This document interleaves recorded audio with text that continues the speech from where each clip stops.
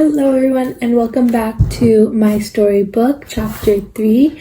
This week we'll be talking about brand positioning. So as I've mentioned before, we're going to do some fun activities with me while we talk about brand positioning. So today I thought we'd do a little get ready with me. I have all my makeup and my little makeup mirror ready to go. So let's get right into it while I do my makeup.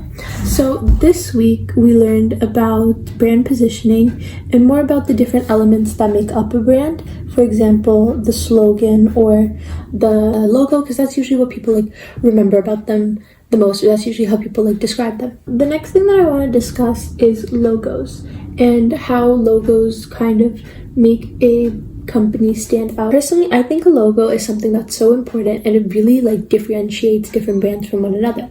Because like I mentioned from the beginning, your logo is kind of what people remember about you, and it's kind of like people's snapshot, hey, Apple has an Apple logo or Nike has the check mark. So it's really important to notice that companies spend a lot of time and research and resources into perfecting the perfect logo. Now, depending on the colors that they use in their logo or the fonts that they use, that can have a different effect on their viewers. So it's really important to take a look at that and really see the meaning behind some of these logos. Now, some of my favorite logos that I must say are the Baskin Robbins logo. So I'll show a little picture.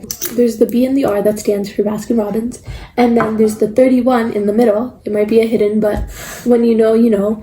And it stands for the 31 flavors that they offer at their store. So that's why when people see that, they're like, oh my goodness, Baskin Robbins, they have 31 flavors.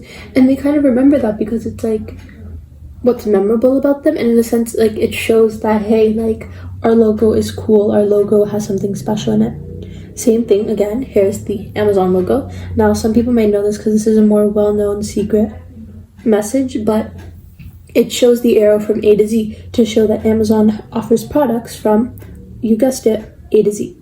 So it's very important to note that a lot of companies will spend a lot of time making crafty logos, and it'll really leave a lasting impression in their customers. And after that, I did a lot of my own research in trying to find out other logos that had secret messages or secret things that I didn't really know about, and it's really interesting to see what I found. Now, in class, we talked about how brands change their logo over time. So we talked about some of the evolution of some of the brands that we know. And the examples that we talked about was the Starbucks logo. It's important to see how changing their logo, especially Starbucks logo, really helped make their brand more popular, because that rebranding did that for them. Now, that's important to note. That's not always the case. And I really wish we learned more about how changing your brand's logo can actually have some negative implications on your business in the long term. I did my own research and I thought I'd share because I thought it was really cool because it had a personal kind of thing to it, and I kind of already knew about this even before today's lesson, doing my own research. So I'm sure many of you are aware of the Sprite, the drink Sprite. If not, here is an image of Sprite that I am talking about. I will show also the previous old logo and the current logo. So this is the previous logo first, and as you can see, it's this beautiful green, blue, white, beautiful colors. It's fresh, refreshing, and it has that lemon picture that is kind of their iconic thing. Now they've actually changed the Sprite logo to where it has no lemon, where the colors are different. The logo has been completely rebranded, and on top of that, their bottles are just clear white now. It's not even green. So I feel it's a completely different product. Yes, it might taste the same, but the brand of it has completely changed. And surprisingly, I'm not the only one who feels this way. Many other people had a lot of negative things to say because they're why would you do that?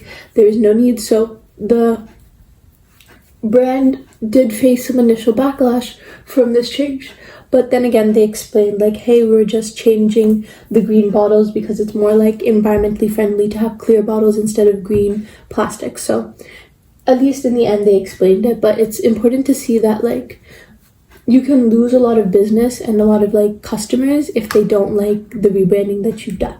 because that's what they grew up like seeing and knowing, and that's what they're familiar with. Moving forward, I think whenever I see a logo that I haven't seen before, or that I might think that there's something like coincidental in it, I might do some research and find out that, hey, it was actually like done on purpose, and the companies decided that, hey, doing this will really like make our brand stand out or make the logo more memorable. So I will definitely take the knowledge that I learned and apply it to my daily life, and just seeing what other new cool things I can discover. And it's definitely a great conversation starter, like, hey, did you know this logo is actually like a secret meaning for something else? So just something cool to think about. I have, on that note, I finished my makeup, so I don't really have anything else to talk about. I hope we learned a lot about brand positioning, and you were able to reflect with me about what I learned this week. Yeah, so thank you for coming and listening, and I can't wait to see you guys next week. Bye!